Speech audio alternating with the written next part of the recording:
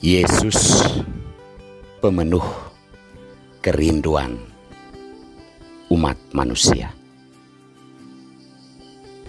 Inilah sampan bersama saya, Pater Domekevi, SVD. Bapak, Ibu, saudara-saudariku yang terkasih, sampan kembali berlayar menyapa Anda sekalian dimanapun Anda berada saat ini. Semoga mendapati kalian dalam keadaan sehat, dilindungi dan diberkati Tuhan. Saudara-saudari terkasih, hari ini Gereja Katolik merayakan pesta Yesus dipersembahkan di dalam Kenisa. Peristiwa ini sendiri sebenarnya menunjukkan bahwa Yesus yang lahir di tengah-tengah umat manusia juga harus turut mengambil bagian dalam adat istiadat atau hukum duniawi. Maka peristiwa Yesus dipersembahkan di dalam Kenisa menunjukkan bahwa Yesus walaupun Allah, tetapi ia mentaati hukum Taurat atau hukum yang ada di dunia ini. Saudara-saudari terkasih, terlepas dari pemenuhan hukum Taurat yang dilakukan Maria, Yusuf terhadap Yesus, peristiwa ini sebenarnya memiliki makna rohani yang mendalam bahwa Yesus menampilkan diri atau mulai ditampilkan sebagai pemenuh kerinduan umat manusia. Dalam bacaan pertama dari nubuat Maleaki, kita mendengar bahwa ia datang untuk memurnikan korban-korban persembahan duniawi, untuk memurnikan Yerusalem, memurnikan Yehuda agar menjadi pembawa korban persembahan yang benar di hadapan Allah, agar menjadi pembawa persembahan yang menyenangkan hati Tuhan.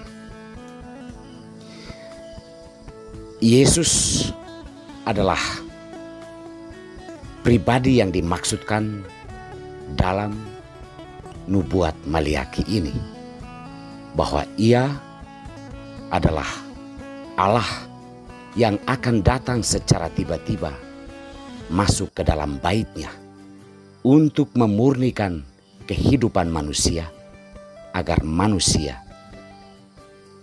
menjadi korban persembahan yang benar di hadapan Allah.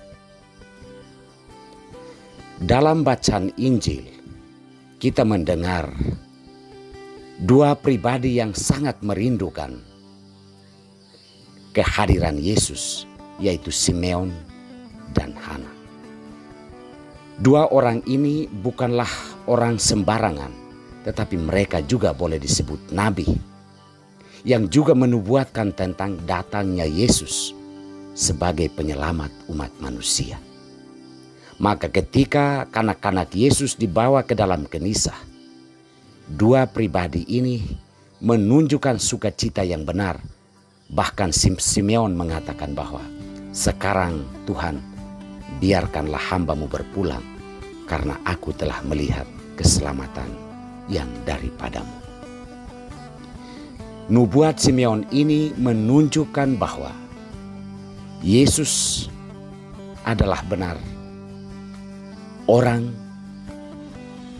nabi yang dinantikan oleh seluruh umat manusia. Ia akan membawa pembebasan dan pemenuh kerinduan seluruh umat manusia yang hidup terkungkung dalam penderitaan, terutama dalam dosa. Hana adalah seorang janda yang juga merindukan kehadiran Yesus, dan ia bernubuat banyak tentang Yesus di hadapan banyak orang, bahwa Yesus adalah Dia yang akan memenuhi kerinduan seluruh umat manusia untuk mendapatkan pembebasan dari segala macam dosa dan kegelapan hidup. Saudara-saudari terkasih, walaupun Yesus dinubuatkan sebagai Allah yang menjadi pemenuh kerinduan umat manusia dan yang akan mengadili setiap orang berdasarkan perbuatan-perbuatannya, namun sesungguhnya Yesus datang sebenarnya mau membebaskan kita, tergantung kepada hati nurani kita, apakah mau menerima Dia sebagai pembebas atau tidak. Jika kita tidak menerima Dia sebagai pembebas, maka kitalah yang akan masuk ke dalam hukuman yang kekal. Oleh karena itu, melalui peristiwa hari ini dan dalam terang sabda Tuhan hari ini, kita semua diarahkan pandangan mata kita dan hati kita terutama kepada Yesus sebagai kerinduan terakhir dalam hidup kita. Karena Dialah yang akan membebaskan kita dari segala dosa. Saudara-saudariku terkasih, dengan cara apa Yesus melakukan itu terhadap kehidupan kita? Dalam surat kepada orang Ibrani dikatakan bahwa Ia datang dan menjadi sama seperti kita sebagai saudara dan saudaranya. Ia turut mengambil bagian dalam kelemahan dan dosa kita melalui peristiwa kematiannya. Ia mau membawa kita ke hadapan Allah sebagai korban persembahan yang benar. Semoga Tuhan memberkati kita semua.